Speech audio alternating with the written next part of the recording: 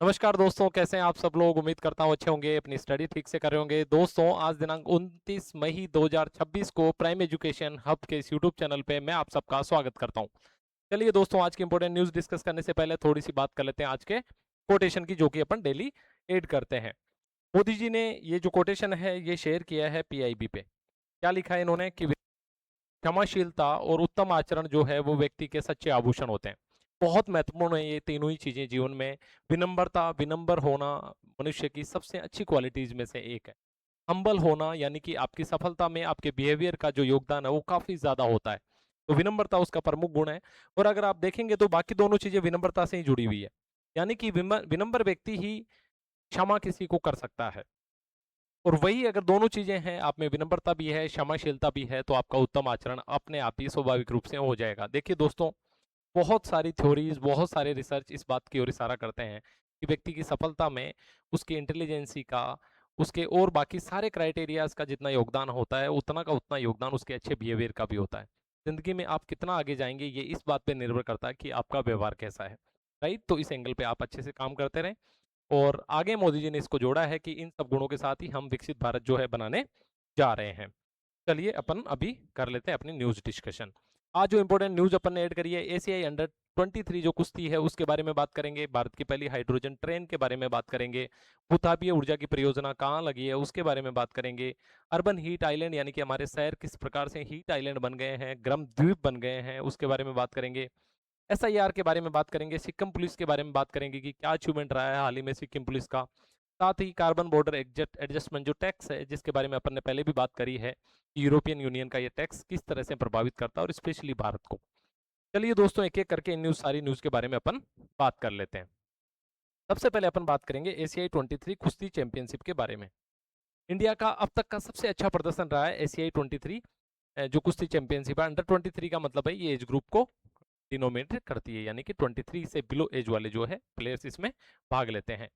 किसी भी इवेंट की सबसे महत्वपूर्ण चीज होती है कि वो कहाँ आयोजित हुआ, और ये पैटर्न आरपीएससी का सवाल पूछने का हमेशा से रहा है। तो आप याद रखेंगे कि एशियाई 23 अंडर 23 जो कुश्ती है वो कहाँ हुई है, वियतनाम के दानांग जगह पे ये आयोजित हो रही है और 31 मई तक अभी चलनी है। और इंडिया ने इतिहास रच दिया, यानी कि शानदार प्रदर्शन किया है। देखते हैं सबसे पहले तो टोटल जो पहलवान है इंडिया के जिन्होंने भाग लिया है तो 30 पहलवान है। ये भी याद रखेंगे, किसी एग्जाम में पूछा जा सकता है। साथ ही कुमार मोहित और चंद्रमोहन ने गोल्ड जीता है। ये भी एक शानदार अचीवमेंट है। जगह हमने देख ही ली, दानांग 31 मई तक चलनी है। और मोदी जी ने इनको कंग्रेचुलेट किया है ट्विटर पे। देखिए दोस्तों, कोई छोटे इवेंट पे, छोटे अचीवमेंट पे देश के प्रमुख जो है वो कंग्रेचुलेट नहीं करते हैं। आपको समझना चाहिए कि अगर प्रधानमंत्री मोदी जी बधाई दे रहे हैं, यानी कि इनकी जो सफलता है वो एक्सेप्शनल है, और इस वजह से ही हमारे लिए एग्जाम के परस्पेक्टिव से इंपॉर्टेंट हो जाती है। तो ये तमाम बातें आप याद रखेंगे। साथ ही अभी तो हालांकि इसमें कुछ चेंज आने वाले हैं, लेकिन फिर भी आप याद रखेंगे कि पुरुष फ्री स्टाइल में टोटल 9 पदक आए हैं, जिनमें से 4 गोल्ड है। वहीं महिला कुश्ती में टोटल 10 पदक आए हैं, जिसमें से 6 गोल्ड है। राइट, और 8 जो आए हैं ग्रीको रोमन में आए हैं। तो ये जो सफलता है ये एक्सेप्शनल है इस हिसाब से भी। और 31 मई तक हो सकता है अभी जो बाकी इवेंट बचे हैं उनमें भी कुछ महत्वपूर्ण उपलब्धियां भारत के नाम हो सकती है।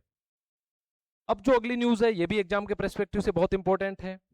Green hydrogen. हाइड्रोजन जो ट्रेन है इंडिया की, वो पहली ट्रेन इंडिया की चलने वाली है। देखिए दोस्तों, जब से जलवायु परिवर्तन एक बड़ा मुद्दा बना है, जो वैकल्पिक तकनीक है, चाहे सौर ऊर्जा की बात हो, पवन ऊर्जा की बात हो, ग्रीन हाइड्रोजन की बात हो, ये सारे जो मुद्दे हैं ये महत्वपूर्ण मुद्दे बन जाते हैं। इसी प्रकार जो हाइड्रोजन ट्रेन है वो भी एक माइलस्टोन है इंडिया की नवीकरणीय ऊर्जा की जर्नी में, उसको मंजूरी मिली है। अब अगर कोई हाइड्रोजन ट्रेन चलनी है तो सबसे पहले यहाँ भी स्थान इंपॉर्टेंट हो जाता है। तो कहाँ चलनी है? जिंद से सोनीपत जो रूट है, और ये हरियाणा के अंतर्गत आता है, यहाँ पे ये चलेगी। कितने किलोमीटर का है? 10 डिब्बे इसमें चलेंगे और 75 किमी प्रति घंटा की स्पीड रहेगी इसकी। 3 फैक्ट आपको याद रखने हैं। सबसे पहले हाइड्रोजन ट्रेन कहाँ चलने वाली है? जिंद और सोनीपत रूट, जो कि हरियाणा का है। 10 टोटल डिब्बे रहने वाले हैं और ट्रेन की स्पीड रहने वाली है 75 किमी प्रति घंटा। ईंधन कौन रहेगा इसमें? देखिए, ईंधन में अगर हम बात करें ट्रेडिशनल तो मान लीजिए डीजल या इलेक्ट्रिक, लेकिन यहाँ दोनों ही नहीं है। क्या है? हाइड्रोजन फ्यूल सेल तकनीक। हम जानेंगे आने वाली स्लाइड्स में कि हाइड्रोजन फ्यूल सेल तकनीक क्या है, कैसे काम करती है और किस प्रकार पर्यावरण को फायदा पहुंचाती है। इससे केवल जलवाष्प बाहर निकलेगा। अगर मान लीजिए आप डीजल जलाते हैं या पेट्रोल जलाते हैं तो उससे कार्बन बाहर निकलता है। ये कार्बन पर्यावरण को नुकसान पहुंचाता है। जबकि इसके अगर उत्पाद की बात करें तो सिर्फ जलवाष्प यानी कि पानी की बूंदें बाहर निकलेगी। क्यों महत्वपूर्ण है? भारत के हरित परिवहन यानी कि ग्रीन जो ट्रांसपोर्टेशन की इंडिया की पहल है उसकी दिशा में एक महत्वपूर्ण जो है कदम है। और डीजल इंजन जो ट्रेनों के चल रहे हैं उनको प्रतिस्थापित ये कर सकती है। साथ ही कार्बन का जो उत्सर्जन है वो शून्य करेगी। ये बात हमने कर ली। एक और महत्वपूर्ण, भारतीय रेलवे का जो 2030 तक नेट जीरो का जो लक्ष्य है उसको हासिल करने में भी एक महत्वपूर्ण पड़ाव रहेगा। नेट जीरो का मतलब है कि 2030 तक भारतीय रेलवे ने यह लक्ष्य रखा है कि हम कार्बन का बिल्कुल भी उत्सर्जन नहीं करेंगे। यानी कि हमारी ट्रेन या तो इलेक्ट्रिक होगी या फिर हाइड्रोजन से होगी या फिर और कोई नवीकरणीय ऊर्जा कोई नवीन आती है उससे होगी, लेकिन कार्बन बेस्ड हमारी ट्रेन नहीं चलेगी। यानी कि डीजल का प्रयोग हमारी ट्रेनों में, कोयला का प्रयोग हमारी ट्रेनों में नहीं होगा। ये जो है भारतीय रेलवे का एक प्रमुख लक्ष्य है। अब अपन इस तकनीक को समझ लेते हैं बेसिकली कि इस तकनीक में होना क्या है। देखिए दोस्तों, ये है, एक सेकेंड,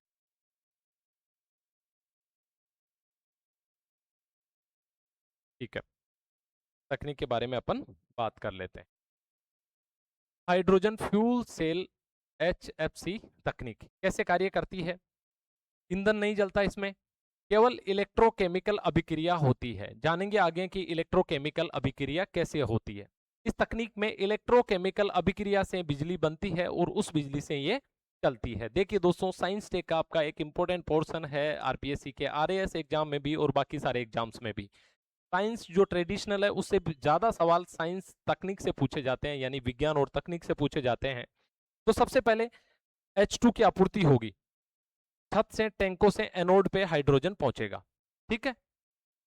O2 की आपूर्ति होगी वातावरण से, कैथोड पर ऑक्सीजन। जैसे समझिए सिचुएशन, H2 जो है वो एक तरफ से आएगी एनोड पे, ठीक है। O2 जो है ऑक्सीजन वो वातावरण से लेगा कहां पे? कैथोड पे, राइट। उसके बाद यहां होगी कैटालिस्ट क्रिया, प्लेटिनम H2 को प्रोटॉन और इलेक्ट्रॉन में बदलेगा। उसके बाद होगा बिजली का उत्पादन। इलेक्ट्रॉन जो है बाहरी जो सर्किट है उससे प्रभावित होते रहेंगे और कैथोड पर केवल H2O और उष्मा बनेगी। तो ये जो है पूरी की पूरी प्रोसेस रहने वाली है इस हाइड्रोजन ट्रेन की। यानी कि 2H2 प्लस O2 बराबर होगा 2H2 प्लस बिजली प्लस उष्मा। आगे उसका जो बाई प्रोडक्ट होगा, और ये सबसे महत्वपूर्ण बात है। देखिए बाकी जितने भी है, मान लीजिए आप डीजल से चला रहे हैं या फिर पेट्रोल से चला रहे हैं या फिर कोयला से चला रहे हैं, तो जो बाई प्रोडक्ट होता है वो होता है आपका कार्बन। और कार्बन ही मुख्य जो है घटक है जो पर्यावरण को नुकसान पहुंचाता है नकारात्मक रूप से। इसलिए यहाँ केवल पानी और उष्मा जो है वही रिलीज होनी है। यानी कि कोई भी हानिकारक गैस इसके बाई प्रोडक्ट के रूप में, उप उत्पाद के रूप में बाहर नहीं निकलेगी। और इसीलिए इस तकनीक को ग्रीन तकनीक बोला जा रहा है। इस बात को एक बार फिर से आप ध्यान रखेंगे कि H2 की आपूर्ति कहां से होगी? छत के टैंकों से होगी। ट्रेन के ऊपर जो छत है उसके टैंकों से होगी और ये एनोड पे हाइड्रोजन पहुंचेगी, एनोड पे, ठीक है। O2 की आपूर्ति कहां से होगी? वातावरण से होगी, यानी बाहर वायु में जो मौजूद ऑक्सीजन है उसको लिया जाएगा और ये जाएगी कैथोड पे, ठीक है। ये आपको कंफ्यूज कर सकता है, एग्जामिनर बोल सकता है कि O2 की जो आपूर्ति है बाहर से होगी, लेकिन कहां पे? एनोड पे। नहीं, O2 की आपूर्ति कहां पे होगी? कैथोड पे। और H2 की आपूर्ति होगी एनोड पे। और आपका मैक्सिमम जो सवाल है वो इसी लेवल तक बन जाएगा। कैटालिस्ट जो क्रिया है वो यहाँ पे होगी, उसके बाद बिजली का उत्पादन होगा और केवल जो है उष्मा और जल इससे बाहर निकलेंगे। तो ये सारी बात आपने समझ ली होगी, बहुत इंपॉर्टेंट है एग्जाम के हिसाब से। थोड़ा सा इस प्रक्रिया को आप देख लेंगे, ठीक है। चलिए आगे बढ़ते हैं। अब आगे देखते हैं कि हाइड्रोजन भी कितने प्रकार की। देखिए दोस्तों, हाइड्रोजन के भी 3 प्रकार है। सबसे पहला है ग्रीन हाइड्रोजन। ये सबसे शानदार है, जो बिल्कुल भी जो है कार्बन का उत्सर्जन इसमें नहीं होता है। देखते हैं ये कैसे है। नवीकरणीय ऊर्जा जैसे सौर और पवन से जल के इलेक्ट्रोलिसिस जो प्रक्रिया है, इलेक्ट्रोसिस इलेक्ट्रोलिसिस, या ये राइट वर्ड है, इलेक्ट्रोलिसिस, इलेक्ट्रोलिसिस इसके द्वारा निर्मित होती है। यानी कि सौर और पवन ऊर्जा का उपयोग होता है और प्रक्रिया जो होती है वो इलेक्ट्रोलिसिस होती है। इसके माध्यम से हाइड्रोजन जो है, ग्रीन हाइड्रोजन निर्मित होती है और इसमें जो कार्बन का उत्सर्जन है वो शून्य होता है, लगभग 0। यानी कि सबसे अच्छा जो विकल्प है वो क्या है? आपका ग्रीन हाइड्रोजन है, राइट। उसके बाद आते हैं अपन ग्रे और ब्लू हाइड्रोजन पे। इसमें क्या होता है, प्राकृतिक गैस या कोयले से निर्मित जो कार्बन उत्सर्जन है वो पूरी तरह से समाप्त नहीं होता, इसमें कुछ परसेंटेज जो है कार्बन का रह जाता है। हालांकि डीजल और पेट्रोल से तो बेहतर विकल्प है, लेकिन ग्रीन हाइड्रोजन से थोड़ा सा कमतर विकल्प है। वहीं हाइब्रिड सिस्टम जो कि हमने स्ट्रेन वाली प्रक्रिया में यूज किया है, यहाँ पे फ्यूल सेल होता है प्लस लिथियम आयन बैटरी होती है। जब रीजनरेटिव ब्रेकिंग होती है उससे बैटरी चार्ज होती है। रीजनरेटिव ब्रेकिंग का मतलब होता है दोस्तों, जैसे मान लीजिए एक ट्रेन है 50 किमी प्रति घंटा की स्पीड से चल रही है, आगे मान लीजिए स्टेशन ए है, यहाँ स्टेशन ए पे रुकना है, तो यहाँ जो ब्रेकिंग होगी उस ब्रेकिंग से जो गतिज ऊर्जा पैदा होगी, इस गतिज ऊर्जा से जो है वो बैटरी में स्टोरेज होगा। कौन सी बैटरी में? लिथियम आयन बैटरी में, राइट। तो ये जो एक प्रक्रिया है जिसके माध्यम से हाइब्रिड सिस्टम काम करता है। अब हाइड्रोजन ट्रेन का वास्तविक पर्यावरणीय लाभ तभी है जब वो ग्रीन हाइड्रोजन से चलें। ये एक पॉइंट है जो हमने नोट किया, यानी कि क्यों? क्योंकि ग्रीन हाइड्रोजन ही वो हाइड्रोजन है जिसमें कार्बन का उत्सर्जन लगभग 0 के बराबर है। थोड़ा मुश्किल लग सकता है आपको, लेकिन आप प्रयास करेंगे, 2 बार इस वीडियो को सुनेंगे, साथ ही अगर आप एडिशनल थोड़ा सा अपनी तरफ से गूगल सर्च करेंगे तो ये जो इन्फॉर्मेशन है, ये जो न्यूज़ है, ये जो इंपॉर्टेंट कॉन्सेप्ट है, ये आपके अच्छे से समझ में आ जाएगा। देखिए दोस्तों, ये जो इस तरह की तकनीक है, जो गेम चेंजिंग तकनीक होती है, ऐसी तकनीक जो पूरे के पूरे ऊर्जा के सिनेरियो को बदलने की क्षमता रखती है, ये एग्जाम के हिसाब से इंपॉर्टेंट हो जाती है। एज ए ब्यूरोक्रेट आपको सिस्टम में जाना है, आपको भी तमाम इन तकनीकों के ऊपर एज ए टेक्नीशियन तो काम नहीं करना है, लेकिन एज ए ब्यूरोक्रेटिक इंचार्ज आपकी ड्यूटी बनती है कि आप में इतनी अवेयरनेस तो हो ताकि आरपीएससी आपको as a RS, as a SDM नियुक्त कर सके। अब क्या है लाभ, क्या है और हानियां क्या है, चुनौतियां क्या है, इसके बारे में भी अपन बात कर लेते हैं। हो सकता है मुख्य परीक्षा में इस तरह का सवाल बन जाए। जैसे कि लाभ तो सबसे पहला तो शून्य उत्सर्जन है, यानी कि कार्बन का जो उत्सर्जन है वो लगभग शून्य के बराबर होगा। उत्सर्जन केवल जलवाष्प का होना है। आगे ध्वनि प्रदूषण कम होगा, शांत संचालन होगा। उसके अलावा गैर विद्युतीकृत जो रूट है वहां के लिए वरदान है। नॉन इलेक्ट्रिफिकेशन वाला रूट, यानी कि ऐसी लाइंस जहां पे इलेक्ट्रिक जो है सप्लाई, इलेक्ट्रिक जो है पोल, इलेक्ट्रिक जो व्यवस्था है वो नहीं है, ऐसे रूट पे डीजल ट्रेन को आराम से इस तकनीक के माध्यम से रिप्लेस किया जा सकता है। आगे रिफ्यूलिंग जो है, यानी कि दोबारा फ्यूल करने वाली जो समय वाली समस्या है वो भी इसमें कम है। केवल 20 और 30 मिनट में लगभग 1000 किमी की रेंज तक इसको रिफ्यूल किया जा सकता है। बाकी टाइम में आप देखेंगे अगर डीजल वाली ट्रेन है तो 5 से 7 घंटे उसके डीजल भरने में ही लग जाते हैं। तो सोच के देखिए, माल जो जल्दी पहुंचना चाहिए, और इसी वजह से इंडिया में जो माल वाहक की जो कॉस्टिंग है वो बाकी देशों से बहुत ज्यादा आती है, और इस वजह से हमारा जो प्रोडक्ट है वो बाकी देशों में जब निर्यात के लिए जाता है तो वहाँ के स्थानीय बाजार में महंगा हो जाता है और हम कॉम्पीट नहीं कर पाते। हमारे कम निर्यात का एक महत्वपूर्ण कारण ये भी है। इसी वजह से वर्तमान सरकार लगातार जो है परिवहन के सारे माध्यमों पे काम कर रही है। आप देखेंगे रेवाड़ी से पालनपुर के बीच में एक फ्रेट कॉरिडोर बना है। अगर आप आसपास के लोग हैं, थोड़े पुराने हैं, तो आपको पता होगा आज से 10 साल पहले जब ट्रेन जो है 5 से 7 घंटे लेट होना स्वाभाविक बात थी, पैसेंजर ट्रेन, क्योंकि हर दूसरे स्टेशन पे एक मालगाड़ी को उनको जगह देनी होती थी। लेकिन 2014 के बाद एक स्पेसिफिक फ्रेट कॉरिडोर जो है आपके रेवाड़ी से पालनपुर तक बना दिया गया है, जिसकी वजह से जो मालगाड़ियां हैं वो सीधी आसानी से अपनी डेस्टिनेशन तक पहुंच जाती है। चलिए फिर आते हैं टॉपिक पे। सबसे महत्वपूर्ण चुनौतियां क्या है? सबसे बड़ी चुनौती है उच्च प्रारंभिक लागत। जो प्लेटिनम यूज होता है, कैटलिस्ट प्लेटिनम, वो बहुत महंगा है और इनिशियल जो इन्वेस्टमेंट है वो हाई जो है ऊंचा है। इसकी वजह से प्रोजेक्ट्स की कॉस्टिंग बहुत ज्यादा हो जाती है, ये सबसे बड़ी चुनौती है। आगे भंडारण जो है वो जटिल है, यानी कि एनर्जी का जो स्टोरेज है लिथियम आयन बैटरी में वो एक जटिल प्रक्रिया के द्वारा किया जाता है। अत्यंत ज्वलनशील है, यानी कि बहुत ज्यादा आग लगने की संभावना रहती है। तो जो सुरक्षा मानक है उन पे भी खर्चा बढ़ जाता है, उन पे भी जो प्रक्रियात्मक पालन है, जो एसओपीज है, वो महत्वपूर्ण हो जाती है। ऊर्जा की हानि होती है, यानी कि ट्रांसमिशन में ऊर्जा का लैप्स भी होता है, ये भी एक जो है चुनौती है। इस प्रकार अगर आपसे पूछा जाए कि हाल ही में हाइड्रोजन जो तकनीक है उससे आपको क्या फायदे नजर आते हैं और क्या प्रमुख चुनौतियां हैं भारत के हाइड्रोजन मिशन में, अगर इस तरह का सवाल आता है तो ये 8 पॉइंट आपको आधे से ज्यादा मार्क्स दिला सकते हैं, और यही हमारे इस डिस्कशन का एक प्रमुख उद्देश्यों में से एक उद्देश्य है। एक और बात, एनर्जी सिक्योरिटी इंडिया का एक महत्वपूर्ण एस्पेक्ट है। क्या रीजन है दोस्तों? रीजन है कि हम एक विकासशील देश है और ऊर्जा हमारी सबसे प्रारंभिक जरूरत है। आज भी करोड़ों लोग ऐसे हैं जिनको गरीबी रेखा से ऊपर उठाना है। इस देश में 85 करोड़ लोग आज भी सरकार का दिया हुआ सब्सिडी का अनाज लेते हैं, यानी कि गरीबी काफी ज्यादा है और बिना एनर्जी के गरीबी से बाहर निकालना बड़ा मुश्किल है। इस वजह से ही हम तमाम जो हमारे सरकारी प्रयास होते हैं उनमें ऊर्जा एक महत्वपूर्ण स्थान रखती है और इसी वजह से एग्जाम इंपॉर्टेंस के हिसाब से हम इन टॉपिक्स को पढ़ रहे हैं। अब नवीकरणीय ऊर्जा कई प्रकार की है।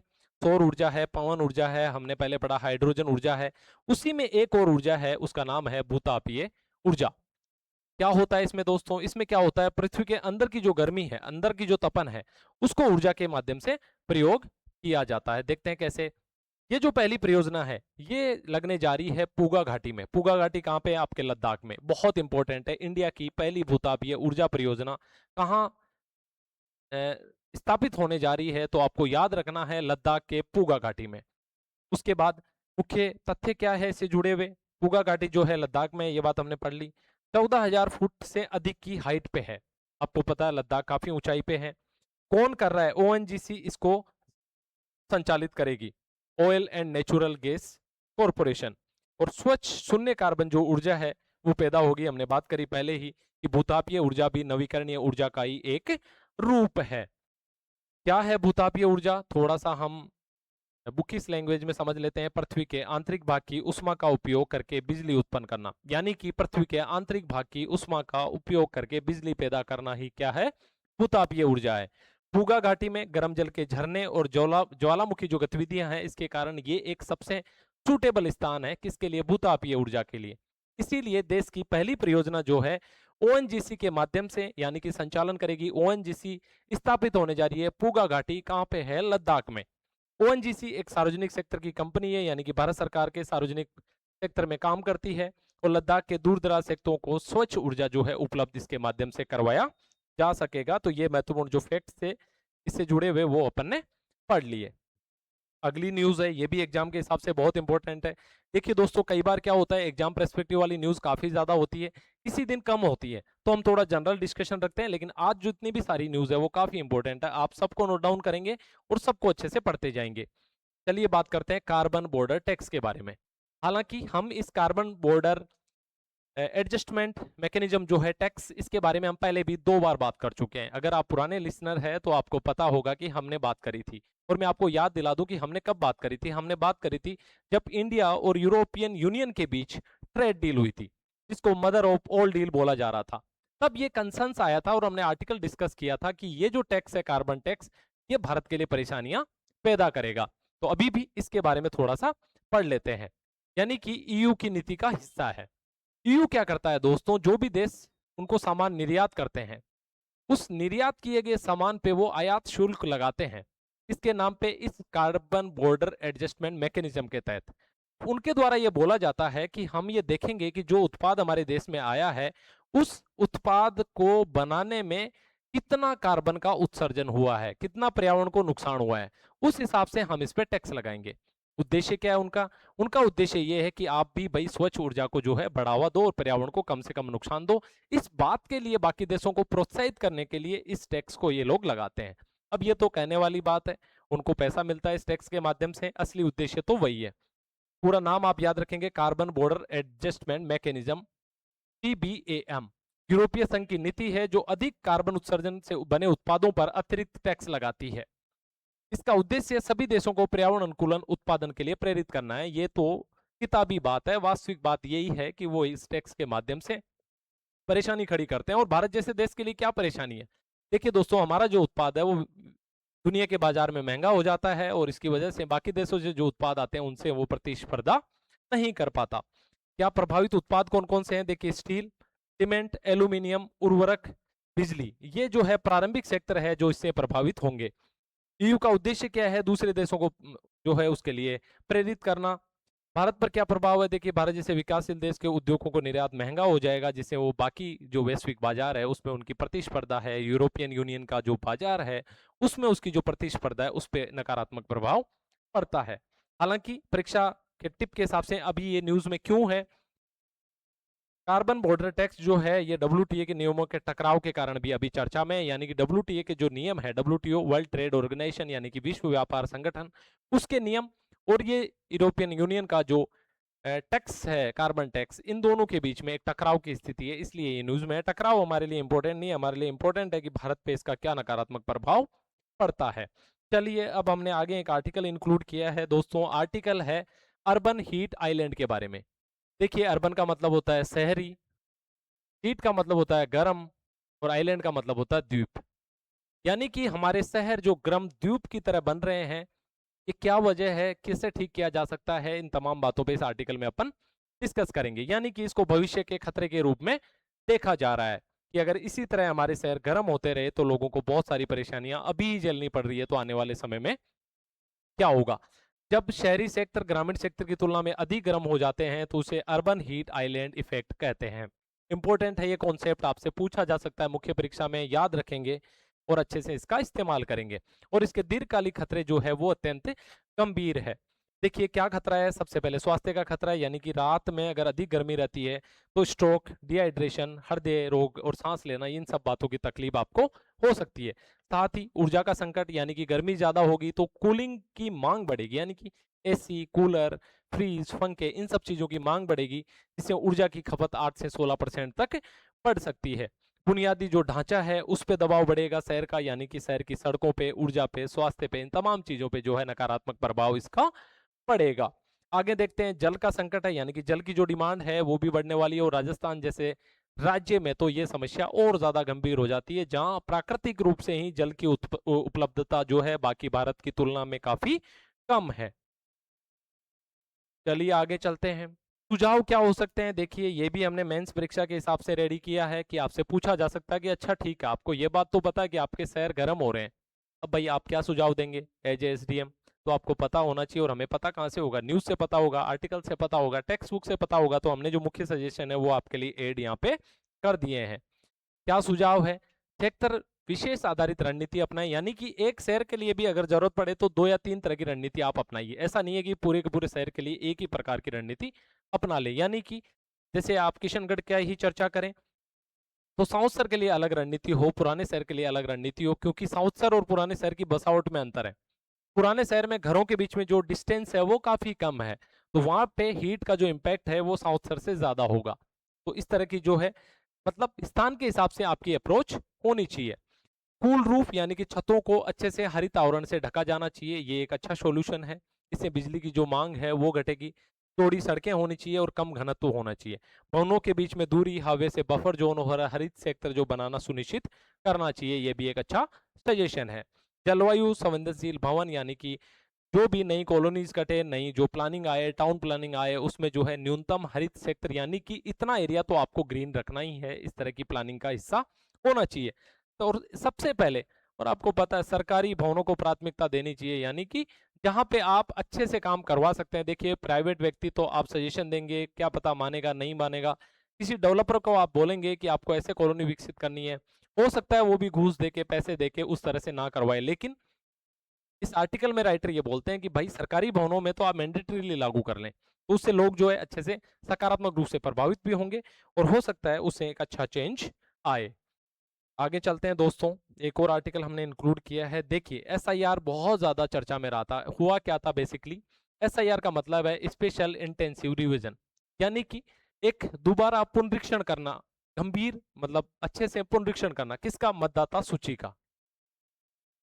यानी कि होता क्या है, मान लीजिए रमेश ए शहर में रहता था, मजदूरी के लिए बी शहर में गया, और बी शहर में उसने अपना आधार कार्ड बना लिया, राशन कार्ड बना लिया, वोटर आईडी बना लिया, तो अब रमेश का वोट यहाँ भी है, रमेश का वोट यहाँ भी है।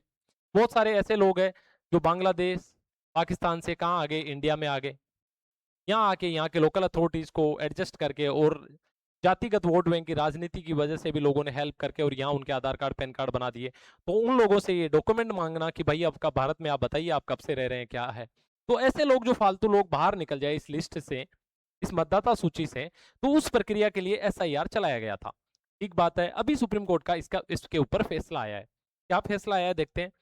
सुप्रीम कोर्ट ने एसआईआर को सही ठहराया है और बोला है कि अनुच्छेद 326 के तहत मताधिकार जो है संवैधानिक अधिकार है। बहुत इंपॉर्टेंट लाइन है दोस्तों। यानी कि मताधिकार जो हमें दिया गया है किसके तहत, आर्टिकल 326 के तहत, वो एक कॉन्स्टिट्यूशनल राइट है। आपसे एग्जामिनर एग्जाम में इस बात के लिए ट्रैप कर सकता है, वो आपको ऑप्शन दे देगा कि सबसे पहले तो यही पूछ सकता है कि मताधिकार का जो अधिकार सिटीजन्स को दिया है वो किस आर्टिकल के तहत, तो आर्टिकल आपको पता होना चाहिए 326 यानी कि 326।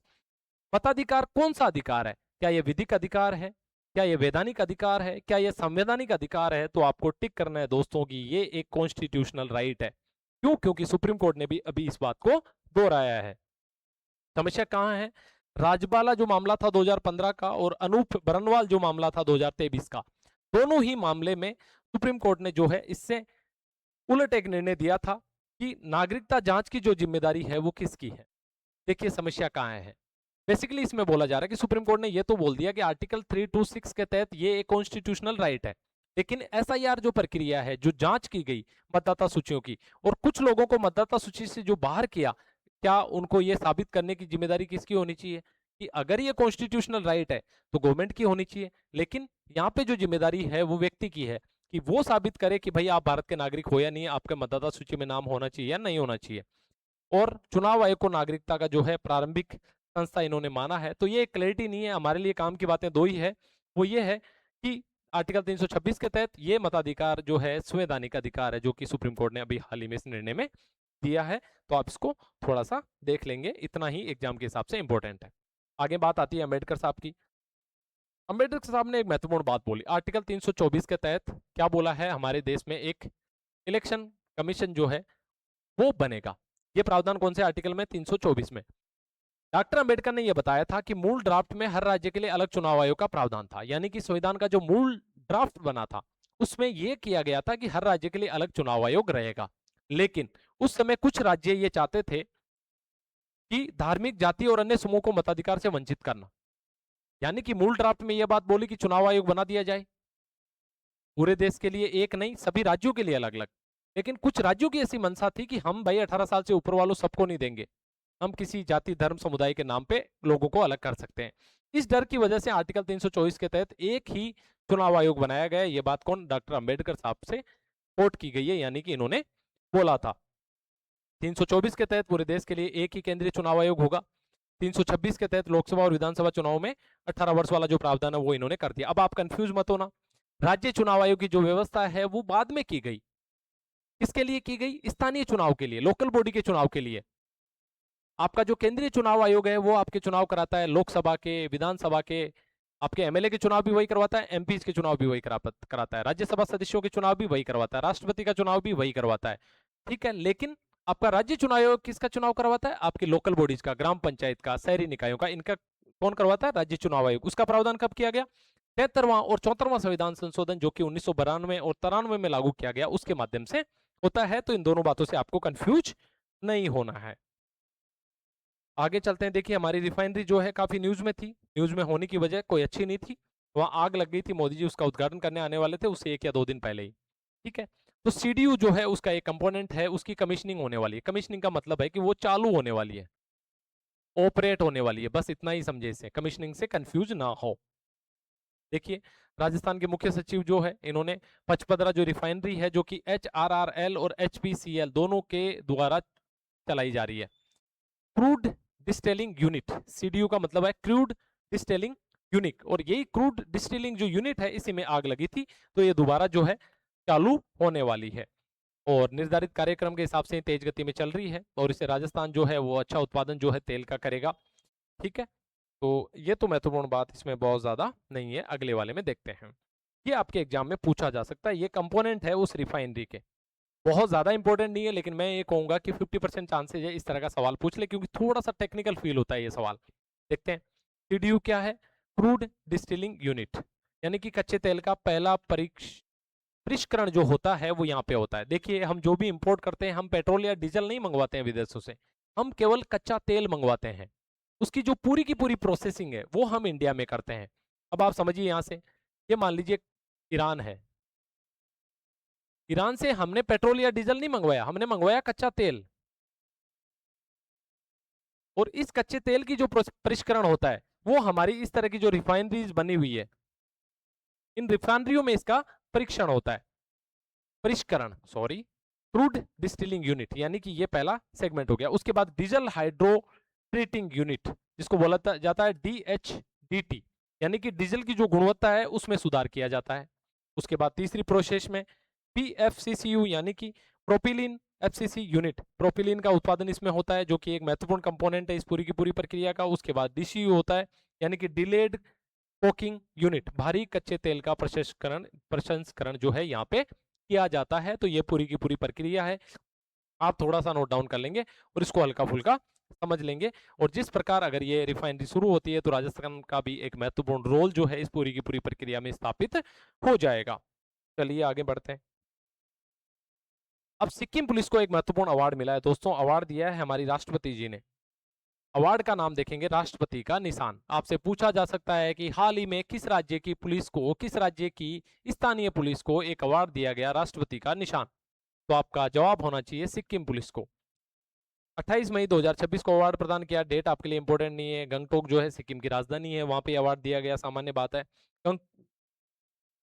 राष्ट्रपति का संदेश महत्वपूर्ण है। उन्होंने बोला है कि शांति, सुरक्षा और न्याय सुनिश्चित करने में पुलिस की महत्वपूर्ण भूमिका है और सिक्किम पुलिस ने अच्छा काम किया है, इस वजह से हम ये जो है अवार्ड इनको दे रहे हैं। ये भी इतनी महत्वपूर्ण बात नहीं है, यहाँ तक सिर्फ एक बात महत्वपूर्ण है कि आपको याद रखना है कि राष्ट्रपति का निशान अवार्ड किसको मिला है, सिक्किम पुलिस को मिला है। बात यहाँ महत्वपूर्ण है, राष्ट्रपति जी ने यह बोला है कि जो औपनिवेशिक मानसिकता है उससे पुलिस को बाहर आना चाहिए। देखिए, अंग्रेजों ने जो पुलिस बनाई थी वो पुलिस बनाने का उद्देश्य अलग था। उस पुलिस का उद्देश्य था कठोर नियंत्रण करना, दमन करना, आंतरिक अगर कोई विद्रोह की गतिविधियां हो रही है तो उनको रोकना। लेकिन अभी की पुलिस हमारी नागरिकों की सहूलियत के लिए, उनकी सेफ्टी के लिए। तो ये जो औपनिवेशिक मानसिकता है ये पुलिस को चेंज करनी चाहिए। बेसिकली ये जो संदेश है हमारी माननीय राष्ट्रपति जी ने सिक्किम में इस अवार्ड सेरेमनी में दिया और ये बहुत महत्वपूर्ण है। आप भी कल को आरपीएस बनेंगे, प्रशासनिक अधिकारी बनेंगे, तो आपको ये बात समझनी है कि आप लोगों पे राज करने के लिए नहीं जा रहे हैं, आप लोगों की सेवा करने के लिए जा रहे हैं, लोगों को सहूलियत देने के लिए जा रहे हैं। लोग आपके पुलिस थाने में, लोग आपके एसपी ऑफिस में, लोग आपके डिप्टी ऑफिस में आके भयभीत महसूस ना करे, बल्कि गौरवान्वित महसूस करे, सिक्योर महसूस करे कि हाँ मैं सही जगह आया हूँ। ये सारी की सारी जवाबदेही जो है आपकी बनती है जब आप सिविल सेवा में जाते हैं। ठीक है, तो ये बात जो है ये अपनी हो गई। उसके बाद आज जो इंपॉर्टेंट न्यूज हमने डिस्कस करी, एशियाई अंडर 23 जो कुश्ती है उसके बारे में हमने डिस्कस किया।